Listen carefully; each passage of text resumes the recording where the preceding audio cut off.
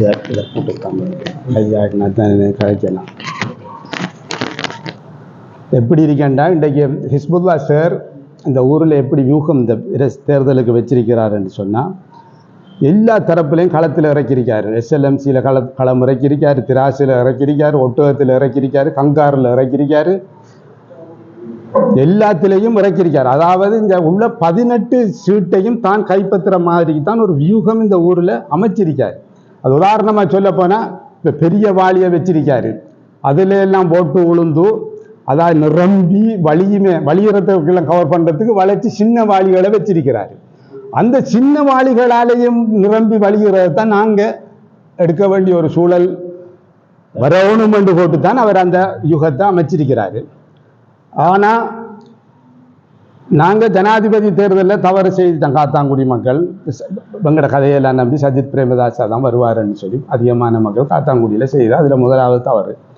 ரெண்டாவது தவறு, பார்லிமெண்ட்டில் எங்களுடைய ஹிஸ்புல்லா சார் என்ன பிரச்சாரம் பண்ணினார், என்ன நீங்கள் எம்பி அனுப்புங்க, மந்திரி ஆகிற எப்படிங்கிறது நான் உங்களுக்கு காட்டுவேன். அதன் ஜனங்கள் நம்பி ஹிஸ்புல்லா சாரை பார்லிமெண்ட்டுக்கு அனுப்புனாங்க. மந்திரி ஆகிறது எப்படி என்று ஆகிறதுக்கு முதல் 150 சீட்டு அங்கே வந்த உடனே அது ஹிஸ்புல்லா சார் பிரச்சாரம் இப்படித்தானே, நான் ஜனாதிபதி ஆள்.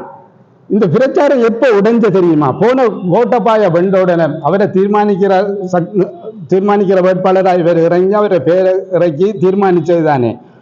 முடிச்சு போட்டு அவர் அந்த பதவியேற்பு அன்றாபுரத்தில் நடந்து அதுக்கு இவர் போனேன். இவர் மகன் அஸ்வர் எல்லாம் போய் அங்கே போய் உள்ளுக்கு எடுக்கல, சித்திர திருட்டான்கள் பாலுக்குள்ளே கொண்டு வந்து சாணியை கரைக்க வராத அந்த பதில் கூட எம்பி ஒருத்தன் தான் கரின் பெண்ணாண்டோ இல்லை மற்றவன் அந்த இல்லை பிடிவடலை வழியாக இருக்காரு. அவர் இவருக்கு சொன்னது பாலுக்குள்ளே சாணியை கறக்க வராது என்பது 3 பேரையும். அதோட தான் இவர் நான் ஜனாதிபதி ஆகிற ஜனாதிபதி ஆளுன்ற கனவு உடைஞ்சது. இப்பயும் இந்த பார்லிமெண்ட் தேர்தல் அதை எதிர்பார்த்தாரு, ஜனாதிபதி ஆளாகலாம் என்று. அது நடக்கலை. அதை சொல்லித்தான் இந்த மக்கள்கிட்ட கேட்டது, எனக்கு எம்பி அனுப்புங்க, நான் எப்படி மந்திரி ஆகிறேன் உங்களுக்கு. அது நடக்கலை. அப்போ 2 முறை இந்த ஊர் மக்கள் ஏமாற்றப்பட்டுட்டு 3வது முறை தான் இந்த சந்தர்ப்பத்தை நம்மளோட ஊர் மக்கள் மிஸ் ஆகிற அளவுக்கு சிந்தனை குறைஞ்சாக்கள் இல்லை. ஏன்னு சொன்னால் ரசூலுல்லாஹ்வோட ஹதீஸும் இருக்குது. ஒரு உம்மத்துன்னு சொன்னால் 2 முறை ஒரு பொந்தில் தீண்டப்பட மாட்டானு. இது 2 முறை இல்லை, 3வது முறையும் நம்மளோட ஊர் மக்கள் தீண்டப்படுறதுக்கு ரெடியாக இருக்க மாட்டாங்க. எனவே எங்களோட வெற்றி வாய்ப்பு மிக பிரகாசமாக இந்த காத்தாங்குடியில் இருக்குங்கிறதான் நிலைப்பாடு. சொல்ற மாதிரி சொன்ன மாதிரி தானிக்காவே 10 வட்டாரம் 6 மெம்பர் வெஸ்ட்ல வந்துருக்கு நிறைய உறுப்பினர்கள். அப்போ அதே உதாரணமாக 18 18 19 வருதுன்னு சொன்னால் குறிப்பாக 15 அவரை 10 வட்டாரத்தையும் பண்ணி அங்கேயும் வெல்றதுக்காக அமைச்சிருக்கிறார். ஏற்கனவே 2 காட்டிக்காரு 10 வட்டாரத்தை நடத்துறதுல 2 காட்டிக்காரு. அப்ப இப்ப இந்த அவரோட வியூகத்துக்கு எதிராக வியூகத்துக்கு சார்ந்த மாதிரி என்ன வியூகத்தை அமைச்சிருக்கீங்க இந்த தேர்தலை வெற்றி யுகமே பிள்ளைதானே.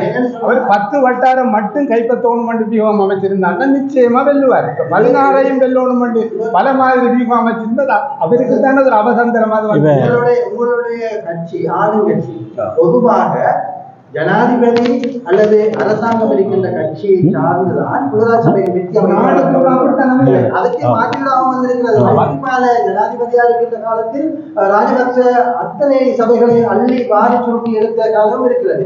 அதுபோன்று வந்து விடுவோம் என்கின்ற ஒரு விதமான எதிர்ப்பு குரல் போய் கொண்டிருக்கிறது. ஆகவே நீங்கள் சொன்ன நேற்று நடந்து இப்போ ஆளுங்கட்சியில நீங்கள் இருக்கிறீர்கள், இந்த சபையை எப்படியாவது நீங்கள் கைப்பற்றி ஆக வேண்டும் அல்லவா? நேற்று நடந்து சொல்லுங்க.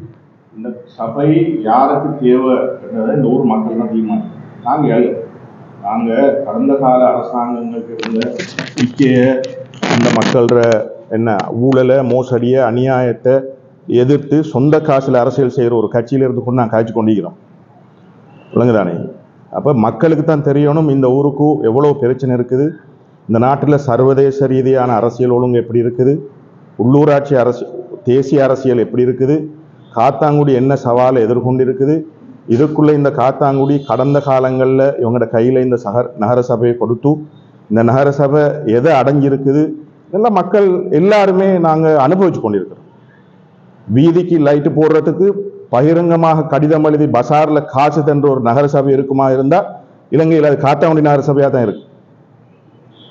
கடந்த 3 மாதங்களுக்கு முன்னு பகிரங்கமாக வீதிக்கு லைட்டு போடுறதுக்கு காசு தாங்கன்னு பகிரங்கமாக கடிதம் எழுதி பசாரில் தின்றான். அப்போ இவ்வளவு பெரிய வர்த்தக நகரம், உள்ளூர் சுற்றுலா தலம் என்றெல்லாம் பேசுகிற ஒரு நகரத்தில் அரசியல் தலைமைத்துவம் யார கையில் இருக்க வேண்டும் என்பது தீர்மானிக்கிறது மக்களோட பொறுப்பு. அது நாங்கள் வியூகம் பார்க்க வேண்டும் என்ற எந்த தேவையும் கிடையாது. மக்கள் தங்களுடைய இந்த ஊரின் மீதும் இந்த நாட்டின் மீதும் ஒரு நம்பிக்கையும் ஒரு எதிர்பார்ப்பும் இருக்குமான் இருந்தால் இந்த ஊரில் இனி பிறக்கிற ஒவ்வொரு குழந்தைக்கும் இந்த ஊரில் ஒரு அங்குல நிலம் கிடையாது. இந்த நிலப்பிரச்சனையிலிருந்து இந்த காத்தாங்குடியை விடுவிக்கிறதுக்கு இந்த மாவட்டத்தில் ஏனைய சமூகங்களோட மிக கவனமான அரசியல் உறவும் அரசியல் உறவாடலும் இந்த சபை கூடாக கட்டியெழுப்பப்படும். ஆனால் நேற்று மீண்டும் கிழக்கு மாகாணம், முஸ்லீம்களுடைய பெரும்பான்மை மாகாணம், முஸ்லீம்களுடைய இனவாத அரசியலையே இன்று முஸ்லிம் அரசியல்வாதிகள் தங்களுடைய வெற்றி வாய்ப்புக்கான அடிப்படையாக கொண்டிருக்கிறார். இந்த நாடு ஒரு பல்லினத்தன்மை கொண்ட நாடு என்பதை இன்னும் இந்த நாட்டின் அரசியல் தலைவர்கள் உணர்கிறார்கள் இல்லை. அதற்கு பலி கொடுக்கப்படுகின்ற நகரம் காத்தான்குடி. எனவே தான் நான் மிக தெளிவாக கேட்டுக்கொள்ள விரும்புகிறேன். வியூகம் என்பது மக்கள் கைகளில் இருக்கிறது. மக்கள் தங்களுக்கு கிடைக்கிற வாக்கை எதற்காக நாங்கள் பயன்படுத்துகிறோம் என்பதை இந்த முறை மிகவும் யோசித்து பயன்படுத்தினால் இங்கு யார் இருக்கிறார்கள் என்பதல்ல முக்கியம். இந்த நாடு இன்று எதனை நோக்கி சென்று கொண்டிருக்கிறது, எவ்வாறான அரசியல் முறைமையை நோக்கி சென்று கொண்டிருக்கிறது என்பதில் அவர்கள் மிக கவனமாக தீர்மானம் எடுத்தார்கள். ஆனால் இந்த சபையை ஆளும் தரப்பிடம் ஒப்படைத்தாரானால் இந்த ஊரை எப்படி செய்வது என்பது எங்களுக்கு தெரியும். இவர்கள் கையளிப்பதற்கு முன்பே இந்த ஊரில் நாங்கள் அபிவிருத்தி வேலை திட்டங்களை தொடங்கிவிட்டோம். அது உங்கள் யாருக்கும் தெரியாது. எந்த ஒரு ஊடகவியலாளருக்கும் நாங்கள் இதுவரை சொல்லவில்லை. இதுவரை சுமார் 12 வீடுகளுக்கான அரைகுறை வீடுகளை நிவர்த்தி செய்வதற்கான கொடுப்பனவுகள் வழங்கப்பட்டிருக்கின்றன. சுமார் 7 கிலோமீட்டர் வீதிகள் மிகச் சரியாக அடையாளம் கண்ணப்பட்டு அதற்குரிய வேலை திட்டங்கள் தொடங்கி இருக்கின்றன.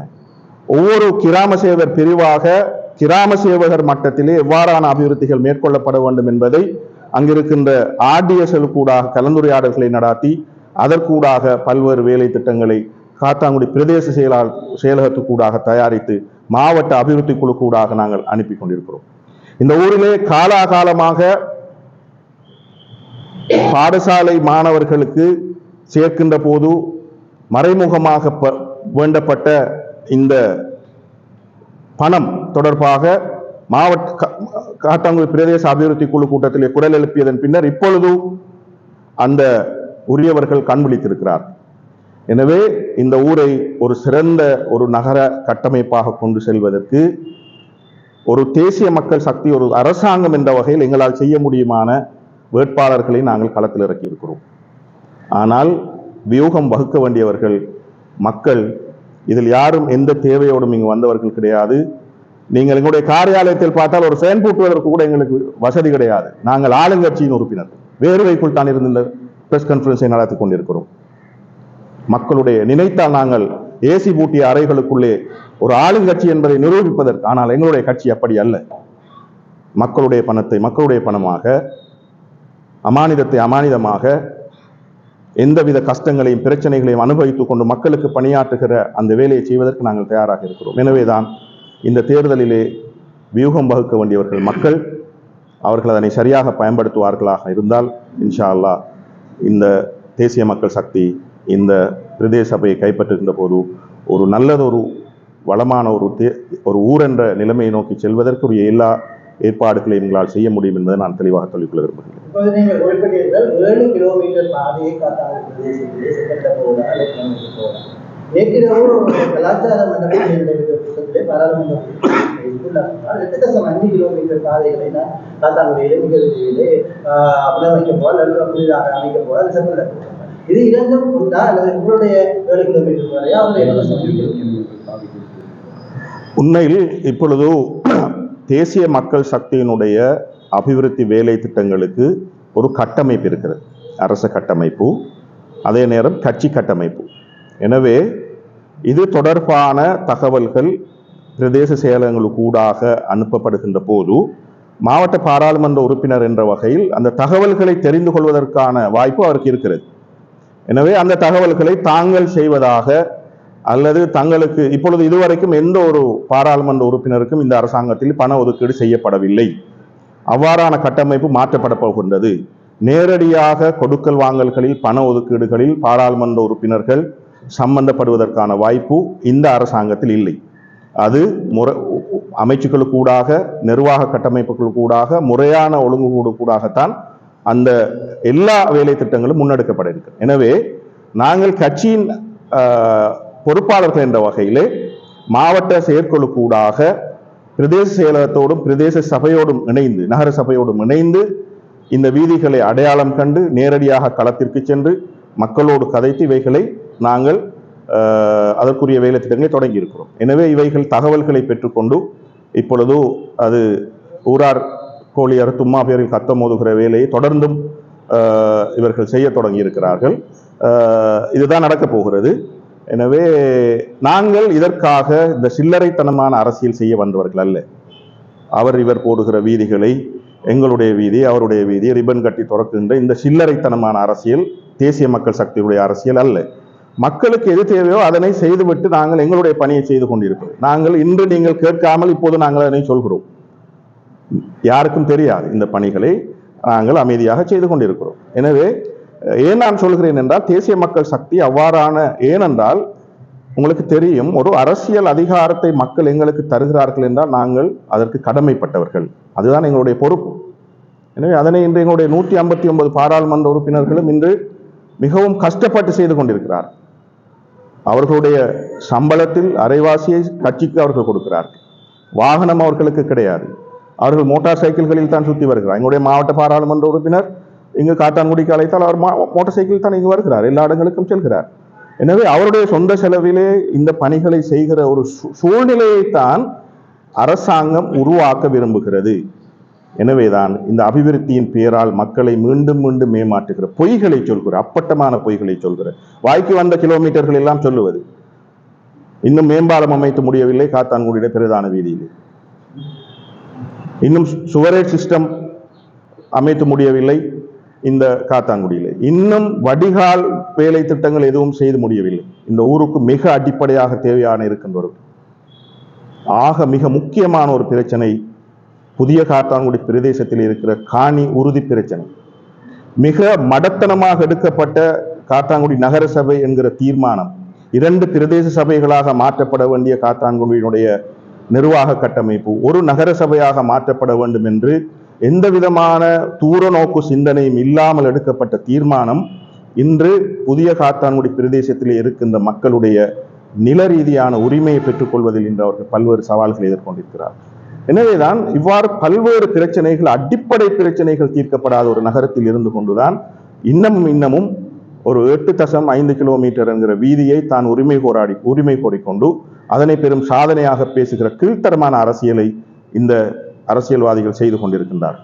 உண்மையில் நான் மீண்டும் மீண்டும் சொல்ல விரும்புகிறேன், காத்தான்குடி மக்கள் உணர்ச்சி வசப்படுகிற அரசியலை அல்லது பொய்யான அரசியலை அல்லது கீழ்த்தரமான அரசியல்வாதிகளை மீண்டும் மீண்டும் தங்களுடைய தலைவர்களாக தெரிவு செய்தால் அதனுடைய பலனை அனுபவிப்ப போது அவர்களும் அவர்களுடைய எதிர்கால சந்ததியும் தான் என்பதனை நாம் மிக தெளிவாக புரிந்து கொள்ள வேண்டும் என்று இந்த இடத்திலே கூறிக்கொள்கிறேன்.